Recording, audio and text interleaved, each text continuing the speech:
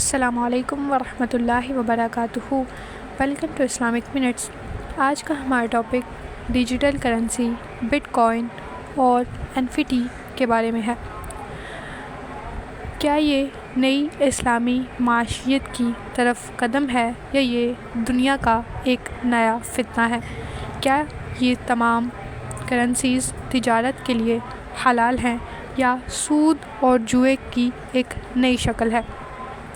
اسلام نے کرنسی اور تجارت کے اصول بہت واضح طور پر بتا رکھے ہیں۔ اللہ تعالیٰ نے قرآن مجید میں ارشاد فرمایا، اللہ نے تجارت کو حلال کیا ہے اور سود کو حرام قرار دیا ہے۔ یعنی کرنسی اور تجارت کا مقصد لین دین کو آسان بنانا ہے، مگر اس میں سود یا جوا شامل نہیں ہونا چاہیے۔ رسول اللہ صلی اللہ علیہ وسلم نے فرمایا، سونے کو سونے کے ساتھ، چاندی کو چاندی کے ساتھ برابر برابر اور ہاتھوں ہاتھ خریدو۔ جو زیادتی کرے یا سود لے تو وہ حرام کام میں مبتلا ہوگا۔ یہ اصول ہمیں بتاتا ہے کہ کرنسی میں عدل و توازن ہونا ضروری ہے۔ کوئی غیر یقینی یا دھوکہ نہیں ہونا چاہیے۔ بٹ کوائن کیا ہے؟ بٹ کوائن ایک ڈیجیٹل کرنسی ہے جس کا کوئی مرکزی بینک یا حکومت ذمہ دار نہیں ہے۔ یہ صرف انٹرنیٹ پر موجود ہے، کوئی فزیکل نوٹ یا سکہ نہیں ہے۔ اس کی قیمت دن بدن اوپر نیچے ہوتی رہتی ہے۔ کبھی لوگ کروڑ پتی بن جاتے ہیں اور کبھی کنگال ہو جاتے ہیں۔ اسلامی نقطہ نظر سے یہ ایک غیر یقینی اور غیر مستحکم معاہدہ ہے۔ NFT کیا ہے؟ یہ ایک قسم کی ڈیجیٹل ملکیت ہے، جیسے کوئی تصویر، آرٹ یا ویڈیو وغیرہ۔ حقیقت میں اس کی کوئی اصلی مالیت نہیں ہے، بلکہ صرف آن لائن مالکانہ حق دکھانے کا ایک طریقہ ہے۔ اسلام میں کسی چیز کی قیمت اس کی حقیقی افادیت پر ہونی چاہیے، محض وہم یا فریب پر نہیں۔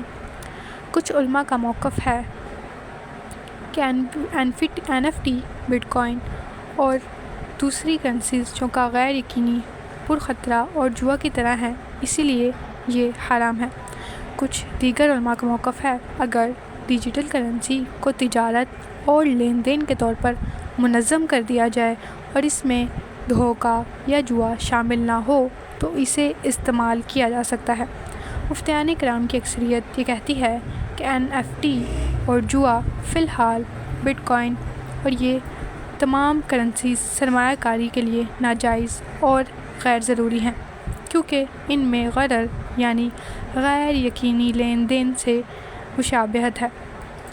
اس کے معاشرتی اثرات: لوگ راتوں رات پیسہ کمانے کے لالچ میں اپنی زندگی کی کمائی لگا دیتے ہیں، پھر جب مارکیٹ گرتی ہے تو سب کچھ کھو بیٹھتے ہیں۔ یہ لالچ اور تباہی کا اصل جال ہے جس سے امت مسلمہ کو بچنا چاہیے۔